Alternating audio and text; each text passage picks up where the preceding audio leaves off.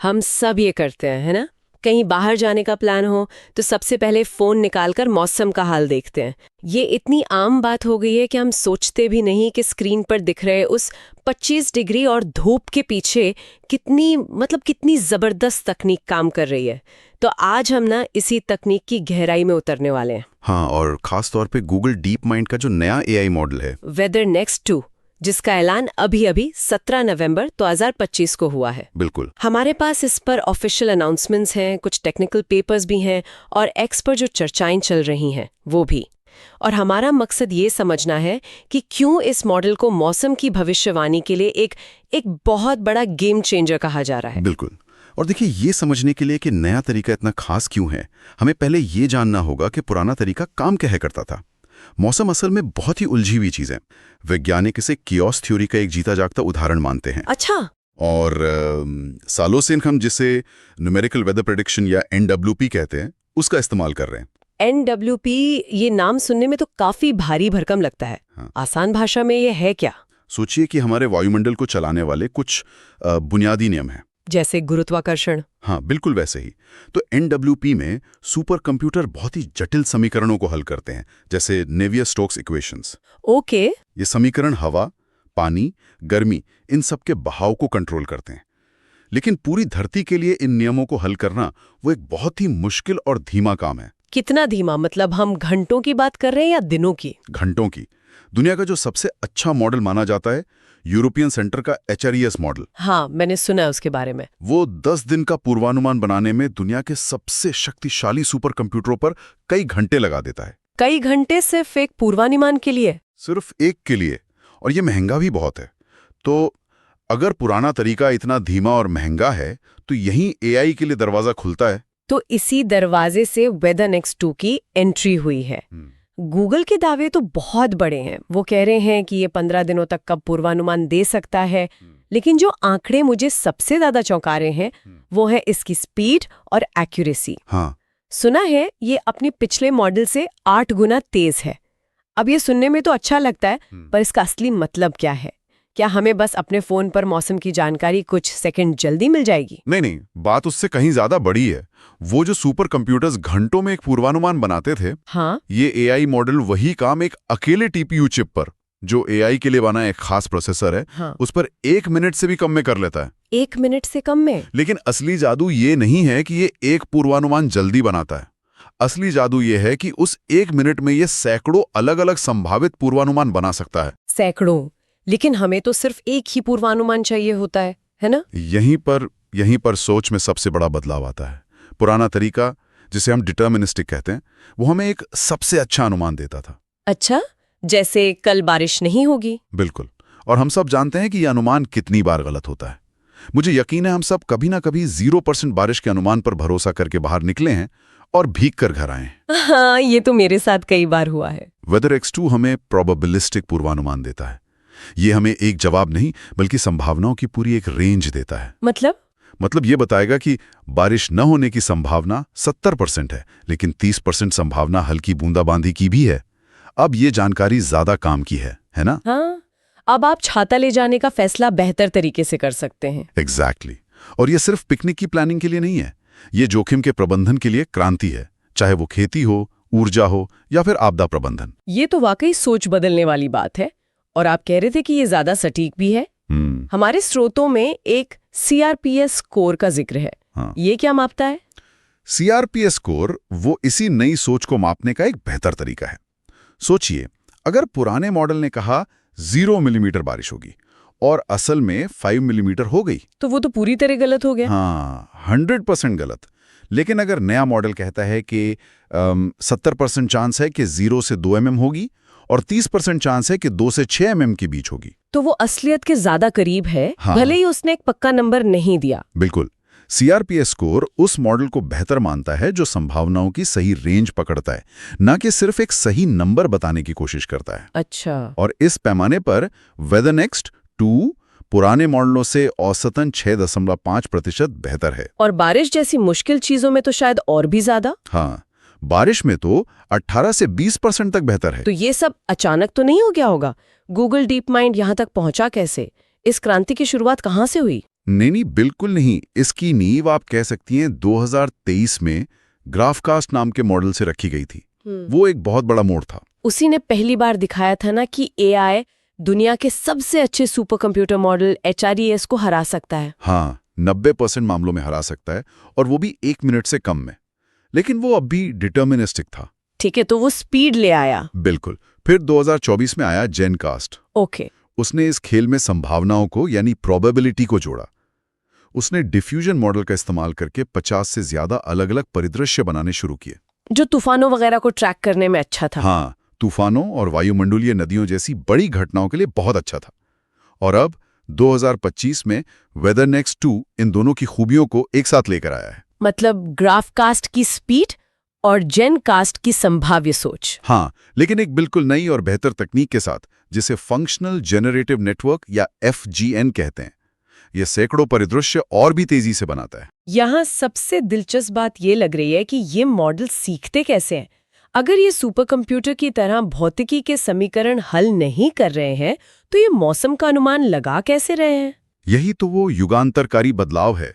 ये मॉडल वो भौतिकी के नियमों को रटने की कोशिश नहीं करते।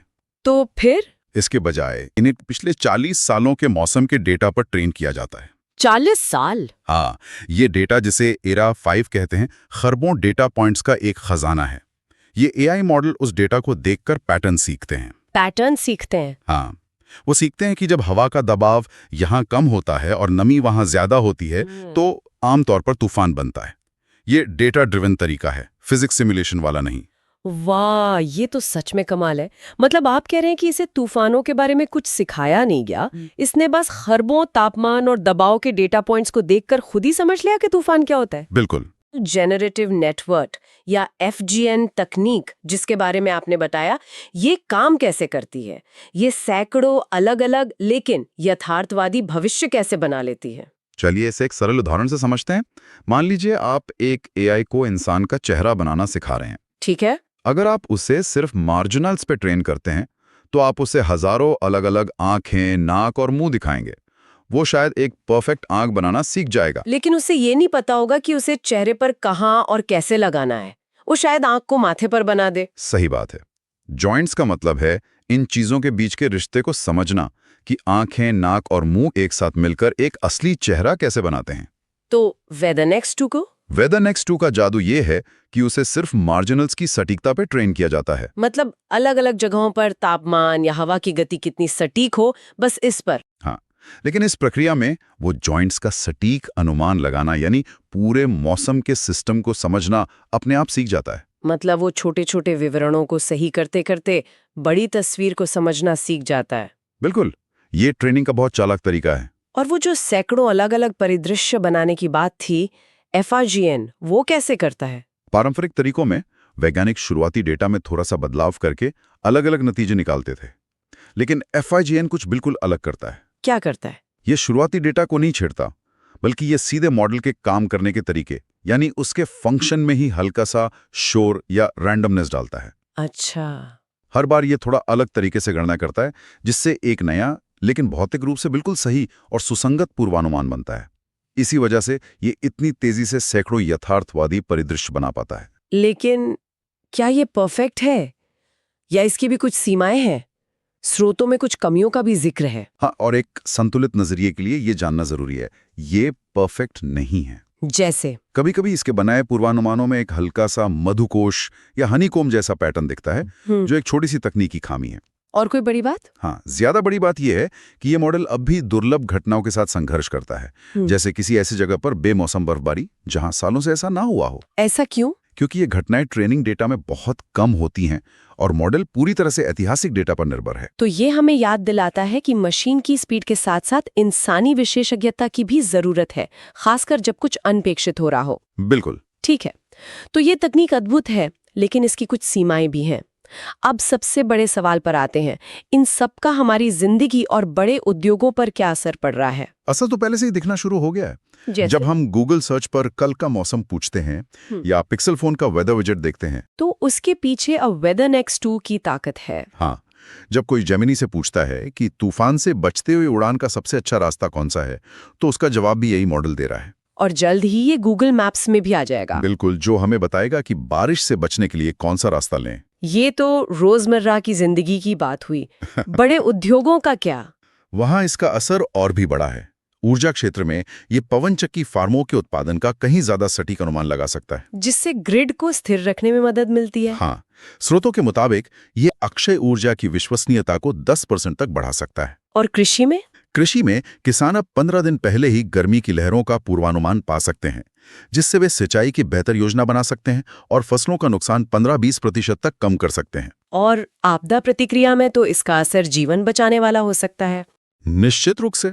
चक्रवात ट्रैकिंग के लिए जो प्रायोगिक उपकरण बनाए गए हैं, वे चेतावनियों में एक अतिरिक्त दिन की सटीकता दे रहे हैं।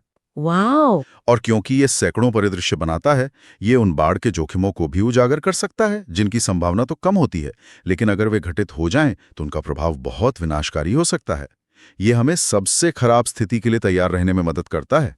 तो क्या ये सारी तकनीक सिर्फ गूगल का एक गुप्त हथियार है, या आम लोग और दूसरी कंपनियां भी इसका इस्तेमाल कर सकती हैं? एक बहुत महत्वपूर्ण सवाल है। अच्छी बात यह है कि गूगल इस डेटा को लोकतांत्रित कर रहा है। ये सिर्फ गूगल के उत्पादों के लिए नहीं है। अच्छा। इसका डेटा गूगल अर्थ इंजन और बिगक्वेरी के जरिए शोधकर्ताओं, डेवलपर्स और दूसरी कंपनियों के लिए उपलब्ध है। तो कोई भी इसे एक्सेस कर सकता है? हाँ, और डेवलपर्स वर्टेक्स एआई के माध्यम से इसका अर्ली एक्सेस भी पा सकते हैं, ताकि वे अपने कस्टम एप्लीकेशन बना सकें। ये विकासशील देशों के लिए एक बहुत बड़ा अवसर हो सकता है, जिनके पास अपने महंगे सुपर कंप्यूटर नहीं है। तो कुल मिलाकर वेदर नेक्स्ट 2 सिर्फ एक और अपडेट नहीं है। ये मौसम को समझने और उसका पूर्वानुमान लगाने के हमारे तरीके में एक बुनियादी बदलाव है। बिल्कुल। हम धीमी भौतिकी आधारित सिमुलेशन से हटकर तेज डेटा संचालित और सबसे जरूरी संभाव्य पूर्वानुमान की ओर बढ़ रहे हैं।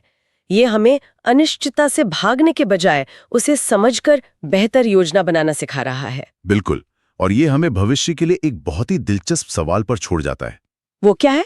जैसा कि हमने चर्चा की, ये एआई मॉडल पुनर्विश्लेषण यानी री-एनालिसिस डेटा पर ट्रेन होते हैं, जो पिछले ऑब्जर्वेशंस और पुराने मॉडल सिमुलेशन का मिश्रण है।